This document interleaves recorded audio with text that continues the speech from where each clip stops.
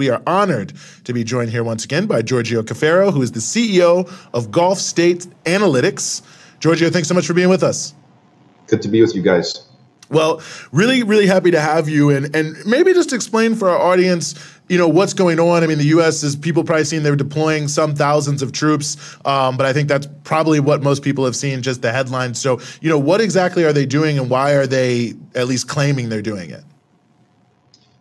Well, recently there have been many cases in which the Iranians have been, seizing or at least harassing a number of vessels and tankers. This causes disruptions to global shipping. It's a big concern for the United States. It's a big concern for many countries, such as those in the Gulf Cooperation Council. And I think the U.S. is trying to sort of flex its military muscles near Iran and to try to establish some sort of deterrence. But I think it's important to see this in kind of a wider context. It's not like the Iranians just woke up one day and thought it would be really fun to start harassing vessels. The United States pulled out of the JCPOA in May 2018, imposed unilateral sanctions on Iran, and there have been episodes whereby the U.S. has actually been taking these oil tankers that belong to Iran.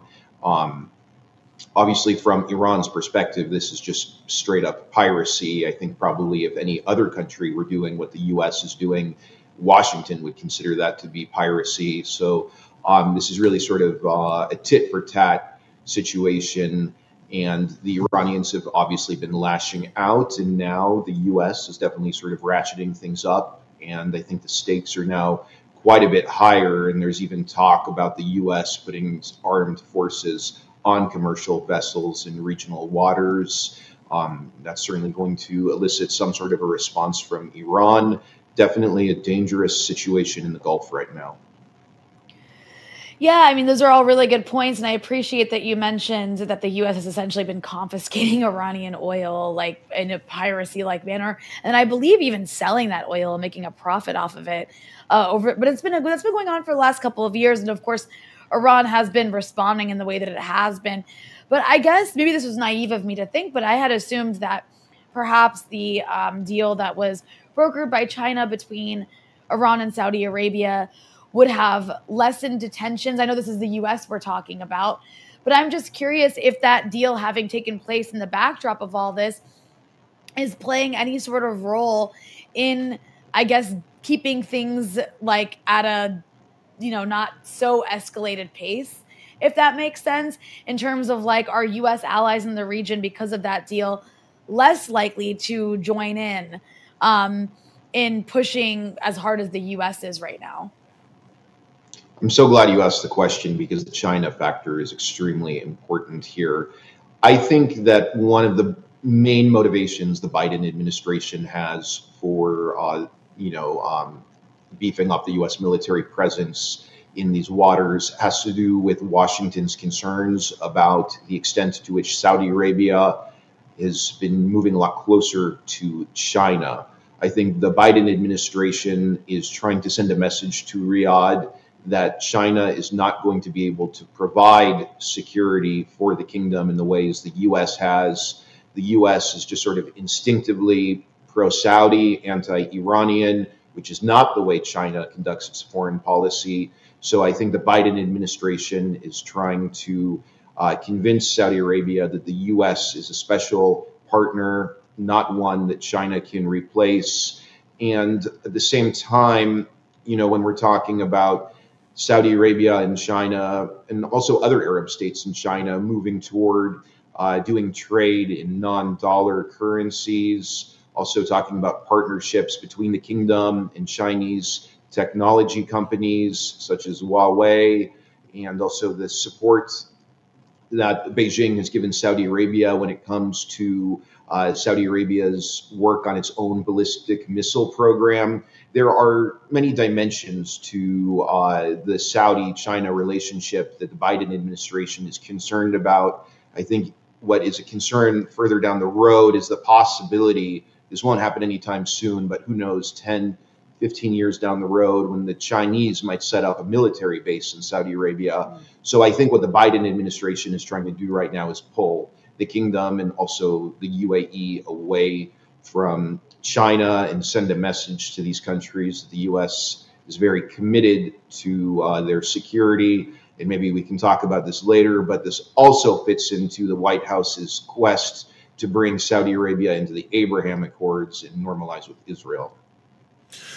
Well, I think that's a good segue. Maybe we should talk about it now because I think that's an interesting factor. And of course, this has been, from the Trump administration to the Biden administration, almost an obsession in certainly the Middle East, but also all across Africa, this attempt to create this normalization with Israel. So how does it fit in? Well, I think Biden really wants to be able to bring Saudi Arabia into the Abraham Accords before the U.S. presidential election next year. This would be seen from Biden's perspective and from his supporters as a huge foreign policy win. So I think, that's obviously, we have to consider sort of the domestic politics in play. But every single U.S. administration since the founding of Israel would have always welcomed any time in which any Arab country normalizes with Israel. Clearly, the fact that there were 4 Arab states that normalized with Israel during Trump's time in the White House, set a big precedent. The Biden administration wants to build on that and expand the Abraham Accords further. Given Saudi Arabia's important role in the wider Arab and Islamic worlds, it would be so significant for Saudi Arabia to normalize with Tel Aviv. But the thing is that I think we don't have any reason to expect this, especially with this current government in Israel. There are many people in Washington who are rooting for this to happen, telling us that Saudi Arabia is on the verge of normalizing with Israel. But if you listen to what the Saudi leadership actually says, they've been very clear that they would not make that move unless Israel makes some very serious concessions to the Palestinians. And given this extremely right-wing fanatical government in Israel, that's just simply not on the table. Maybe Saudi Arabia would normalize with Israel down the line, but again, with this current Israeli government, I think we can forget about it. Yeah, that's a really good point. Something else I wanted to ask you about too with relation to Iran in the region, Giorgio, is this, you did recently write about this, and that's this regional diplomacy taking place between the UAE and Iran about a dispute over islands that has been ongoing for decades. But the reason I think it's also relevant to everything else you're discussing is the role of Russia and China in trying to act as mediators in that dispute. Can you talk about the significance of what's taking place there? And I think this again speaks to this increasing mediation role that we're seeing in this increasingly multipolar world, which you and I discussed on my show last month, I think it was, about the role of Russia and particularly China in the region. Yeah, well, just in case some of your viewers might not be familiar with this dispute, since the 1970s, really since the beginning of the UAE's independence, bringing us back to 1971, there's been a territorial dispute between UAE and Iran. It's over these 3 islands in the Gulf. The Iranian position is that these islands are absolutely 100% Iranian. The UAE maintains that they have sovereignty over these 3 islands.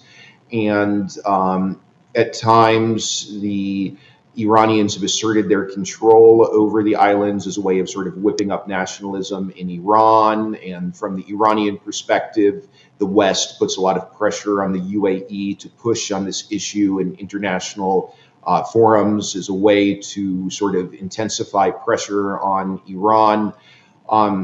What happened in December was the Chinese president came to Saudi Arabia, and there was a joint statement between the GCC and China in which the statement called for a diplomatic settlement to this territorial dispute.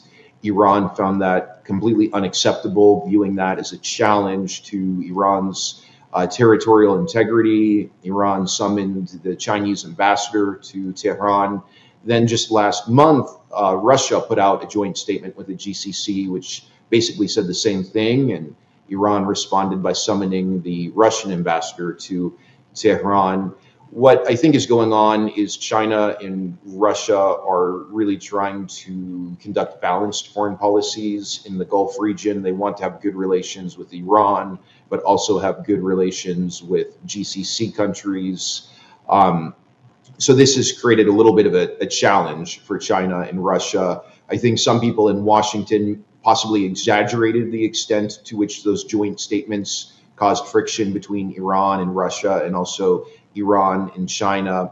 But from the UAE's perspective, at least, they saw this as very good, that two very significant global powers were putting some degree of pressure on Iran to at least come and negotiate some sort of a diplomatic settlement to this islands dispute.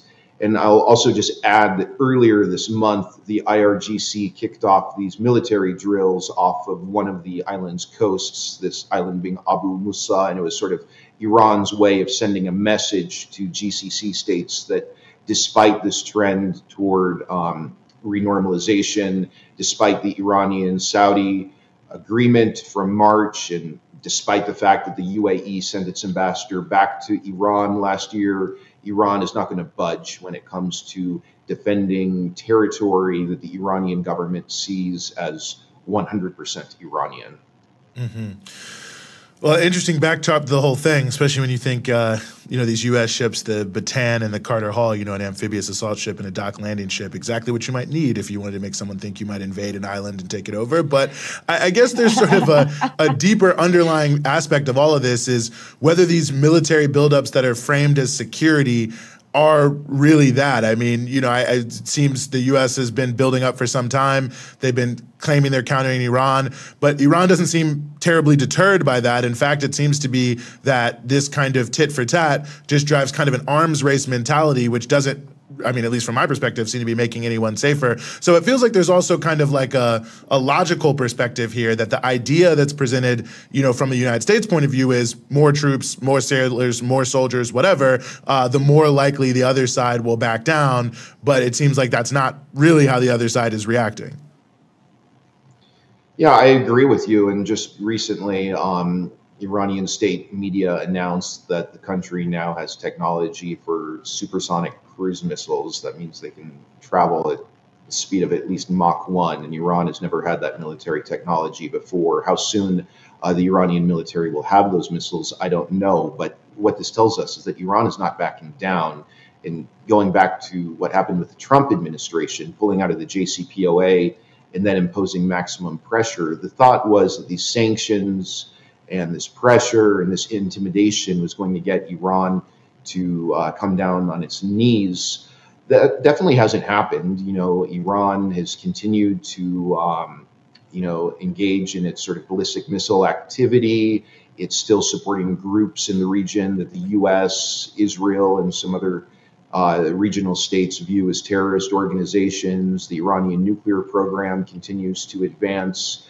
So I certainly agree that maximum pressure has not achieved its goals. And I think that the Arab countries in the Gulf realized that maximum pressure did not make them any safer. They weren't any more secure because of the Trump administration's policies toward Iran, which, quite frankly, the Biden administration has in many ways continued. And so while the U.S. is further militarizing regional waters, this kind of goes against this trend we're seeing whereby the Saudis, the Emiratis, and others in the region are trying to reconcile with Iran and sort of lower the temperatures. They see their security being advanced through more diplomacy, and this really, says that they're pursuing an agenda that's kind of going against what the Biden administration seems to be doing in the Gulf. Yeah, and that's, one thing I would just want to I know we're wrapping here, but one last thing I just want to ask you about is, as we unfortunately have another presidential election season upon us and we start talking about a horse race, it does seem like when it comes to Iran, it doesn't really matter at times. It does to some degree, right? You had the JCPOA under Obama, but under Biden, like you just said, the policy of Trump has continued. So what, can we expect if we have a change in presidency, or if we don't? Does this policy, do you think, remain the same, or will there be a difference? Are we more likely to have a war under one party versus another? I think probably a Republican would be a little more hawkish and more aggressive toward Iran.